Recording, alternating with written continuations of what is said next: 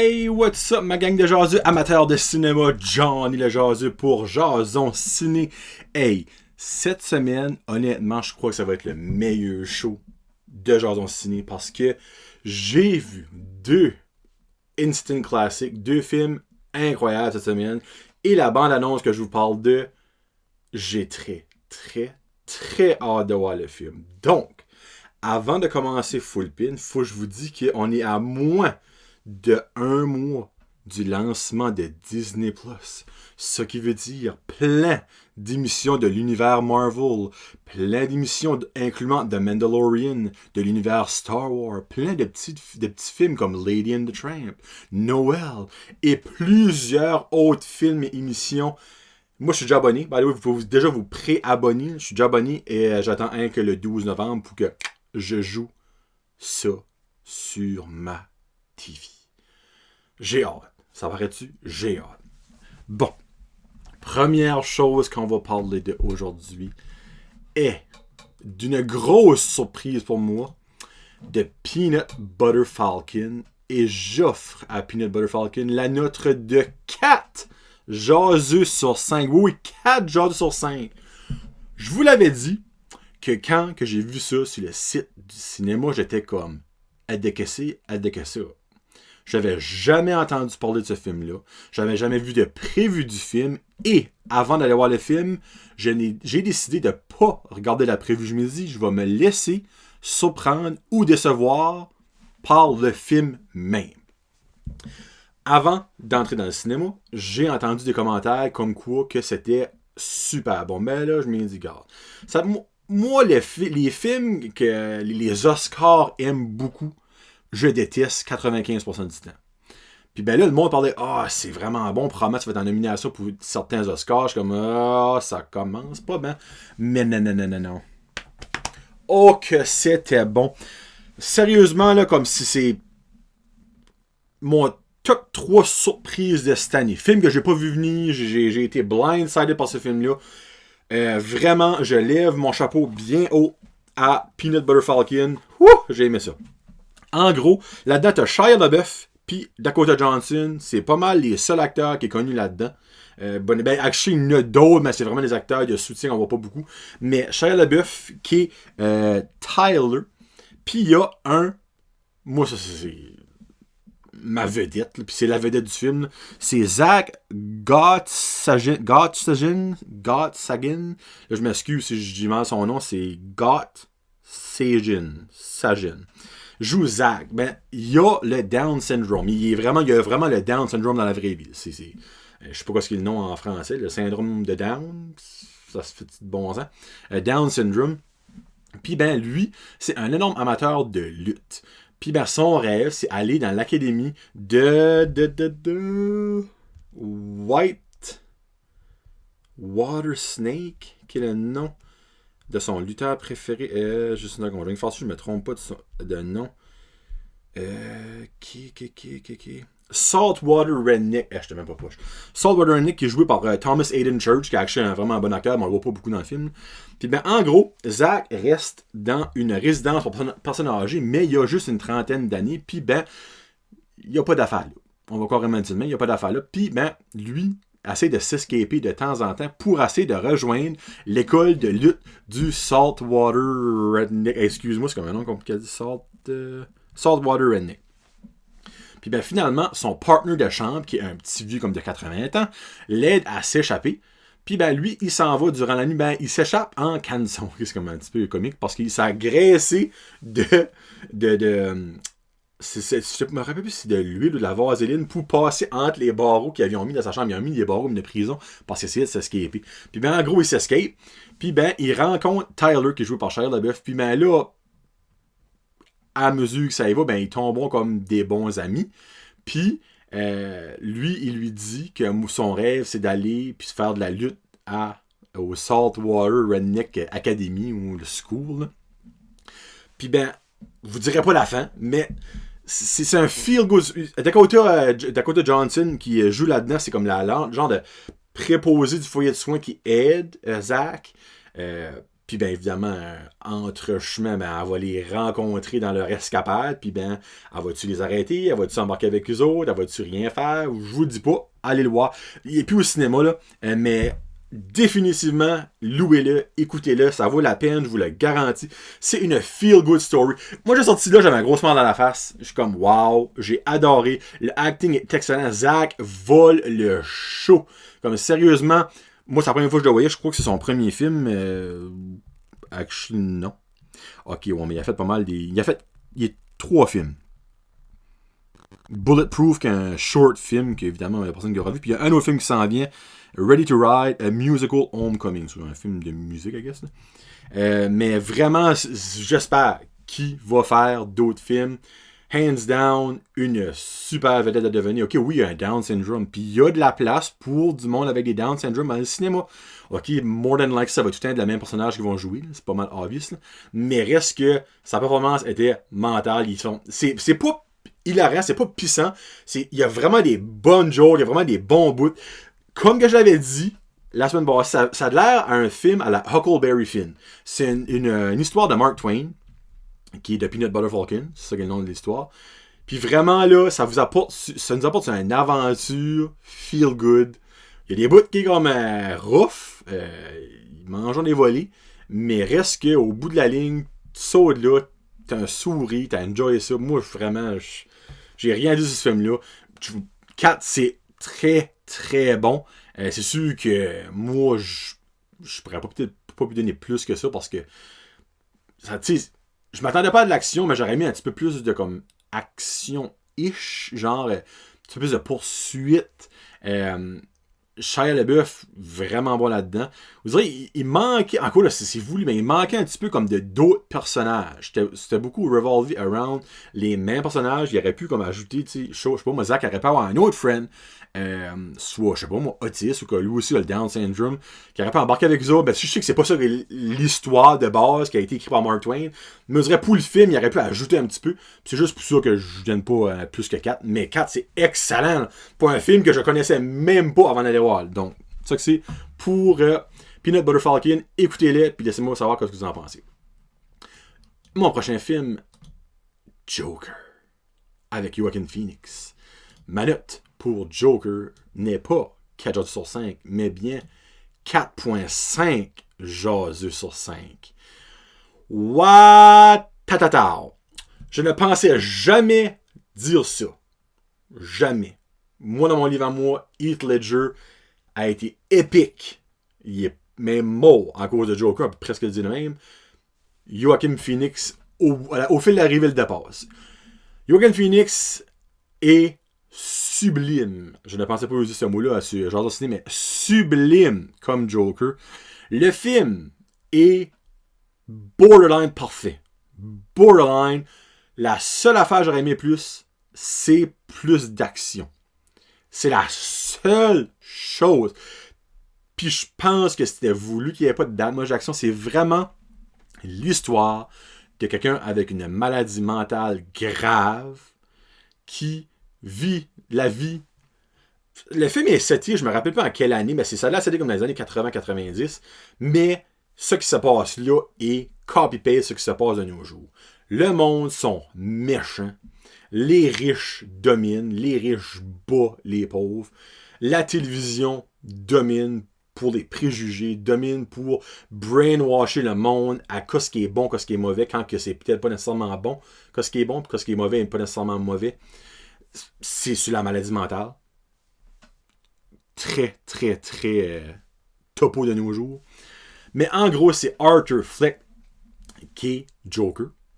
Puis ben, c'est l'histoire de comment et pourquoi il est devenu Joker. Là, en sortant du cinéma, il y avait déjà du monde. T'es comme, oh, what a waste of money, what a shitty ending. Là, moi, dans ma tête, j'avais envie de les fesser. Comme, ce film-là est un masterpiece. Et la seule raison pourquoi je n'ai pas donné le 0.5 qui manque, c'est que ce que je viens de vous dire. Il manque une petite affaire d'action. Ajoute un 10 minutes de plus d'action, là. C'est un 5 sur 5. Puis il y a aussi une petite chose, je vous le nommerai pas, c'est quoi, parce que ça va genre peut-être, ça ruinera pas Non, ça ne ruinera pas votre film. Mais il y a une petite chose que moi j'appelle ça comme un petit plot hole, où c'est peut-être qu'ils n'ont pas mis assez clair. Mais il y a quelque chose qui s'est passé. C'est pas assez set in stone si ça a été fait ou pas fait. Je vais laisser un petit bout de passer, puis si je parle avec vous autres de ce film-là, je vous dirai c'est quoi ce bout-là. Autre que cette petite mini-affaire-là, puis qu'il manque un petit peu d'action, j'ai rien à dire. Donnez l'Oscar du meilleur acteur à Joaquin Phoenix, là. Il n'y a personne qui peut lui venir en compétition avec ça. Là. Physiquement, son travail est incroyable. Acting, on point, pas un mot. Wow! Wow, wow, wow. Et là, je vous l'ai dit là, quand on a vu la prévue, je vous l'ai dit la semaine passée, je ne me trompe pas. Ce n'est pas un film de super-héros. Mais, quelque chose que je ne m'attendais pas à voir. À la fin du film, il y a une énorme twist qui est dans les comic books de Batman. J'en dis pas plus. Donc, ils ont déjà dit, Todd Phillips a dit, Todd Phillips c'est le producer, puis Joaquin Phoenix l'a dit, c'est un one-time movie, that's about it. S'il vous plaît, s'il vous plaît, s'il vous plaît, créez un univers de Gotham avec lui comme Joker, puis cast, comme regarde, oui je sais que vous n'avez casté Batman, Robert Pattinson, mais ça c'est vraiment dans l'univers bande dessinée, comique de DC. Faites un dark Gotham. Moi je veux voir Joker au pic de son art, parce qu'à la fin, il devient Joker, puis le film finit. Okay? Donc, c'est 2 heures de comment, pourquoi, qu'est-ce qui est arrivé qui est devenu le même, qu'est-ce qui a fait qui est devenu le même. La société a un gros enjeu là-dedans. La société se révolte contre les riches, contre les populaires. Puis la société devient Joker. Mais lui est la tête de tout ça. Puis on le voit à la fin. La fin, il n'y a pas de punch à la fin. Attendez-vous pas à une twist à la fin. Attendez-vous pas à rien de amazing à la fin. La fin finit que c'est Joker. Avec la petite twist de l'univers de Gotham de Batman. Que j'ai adoré. Il y a peut-être du monde qui va dire ah, ils ont encore été rentrés dans l'univers de Batman, mais c'est normal, Chris, c'est Joker. Comme Joker puis Batman, c'est comme c'est les poils. Tu peux pas l'enlever. Là. Okay? C'est le même que c'est. Allez voir ce film-là au cinéma. Comme, puis ça vaut la peine de payer le double du prix. Mais pourquoi je vous payerais le double? Ben oui. Dans le gros, je vous dis que c'est incroyable. Sérieusement, si vous aimez pas ça, c'est parce que vous aimez pas le cinéma, dans mon livre à moi. Ce film-là est amazing de A à Z. Très, très, très dark. C'est vraiment de dark side. C'est vraiment dans le profond de maladie mentale. C'est vraiment dans le profond fucked up de société. C'est juste wow. C'est wow. Ce film-là deserve de gagner Best Pictures Oscar, deserve de gagner Best Comedian aux Oscars. Ce film-là mérite de tout ramasser que son passage. Là, il y a du monde, ça apporte à la violence, mais ça apporte pas la violence. La violence est déjà ici. Ça apporte le pourquoi qu'on le monde est violent, ce film-là. Tu viens à aimer le Joker, ça qui est comme peut-être pas une bonne affaire, mais c'est la preuve que Joaquin Phoenix est incroyable. Si tu viens à l'adorer, malgré tout ce qu'il fait de mal. Mais vraiment, tout ce qu'il fait de mal, es-tu vraiment pour le mal? Faut se poser cette question-là. Donc, Joker, two thumbs up, mental. Si vous l'avez vu, laissez-moi savoir ce que vous avez pensé. Si vous ne l'avez pas vu, allez le voir au cinéma. Ça vaut la peine que ces films comme ça ramassent de l'argent pour prouver que c'est pas toujours... Regarde, j'ai rien à l'univers Marvel, mais c'est facile de faire de l'argent avec l'univers Marvel. Comme, ils mettent un film, Marvel dessus, ils vont faire de l'argent. Même si c'est une crotte qui se bat en costume, ils vont faire de l'argent. Mais des masterpieces comme ça deserve d'en avoir des suites et avoir d'autres choses avec ça. Donc, allez payer, vous allez enjoyer votre soirée ou votre après-midi, je vous le garantis. Garantis. Ce n'est pas un film de super-héros, c'est très dark. Donc, si vous allez voir un film happy et un film de super-héros, vous n'allez pas à la bonne place, je vous dis tout de suite. Donc, sortez pas étant déçu quand vous expectez ça. Je viens de vous le dire que c'est pas ça que c'est pantoute. Donc, s'il vous plaît, allez là avec une open mind, vous allez capoter. C'est ça que c'est pour Joker. Puis ben là, on va finir ça avec la bande annonce du prochain film, et tant moi le prochain masterpiece de Pixar, qui se nomme Onward. O-N-W-A-R-D. Onward. Qui va sortir. Là, la date prévue, c'est marqué Expected Release Date. C'est pas encore confirmé. Le 6 mars 2020. C'est avec les voix de Tom Holland, Spider-Man, et Chris Pratt, Star-Lord, concept. Il y a aussi les voix de Julie Louis-Dreyfus qui jouait dans Seinfeld, je ne me trompe pas. Il y a aussi la voix de Octavia Spencer. En gros, c'est deux frères, j'ai le petit troll, c'est des elfes. Deux elfes dans un monde de licornes, de trolls, de elfes, de centurions. Un monde fantastique, en gros. Puis ben, les deux frères, il y en a un qui est plus jeune que l'autre, évidemment, c'est pas des twins, mais quand c'est la fête de 16 ans ou 18 ans, au plus jeune, la maman sort un cadeau qui est donné aux deux garçons quand ils vont être dans l'âge majeur de leur père qui est décédé. Le cadeau est c'est pas une baguette, c'est un bâton magique. Un bâton magique qui leur permet de renaître leur père pour 24 heures. Ils font le sort, pas le sort, ils font moi je peux dire ça, j'ai un blanc de mémoire, pas la potion, hey, mon Dieu, Jonathan, que c'est ça? Ils font le spell, puis ben, la moitié de leur père arrive. Juste les jambes. Donc, ils ne peuvent pas parler, mais ils ont 24 heures pour trouver quelqu'un pour les aider à faire revivre leur père pour 24 heures. Et ils s'en vont sur une journey.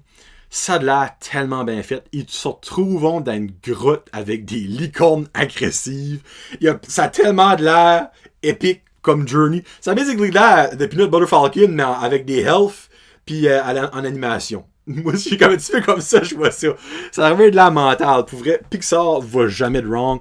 Le dernier Pixar, Coco, c'est ça que le dernier Pixar, Coco, était friggin' bon sur pas la religion, mais la nationalité comme mexicaine, tout ça, avec les Day of the Dead, tout ça, c'était super bon. Onward, encore d'un autre garanti succès de Pixar.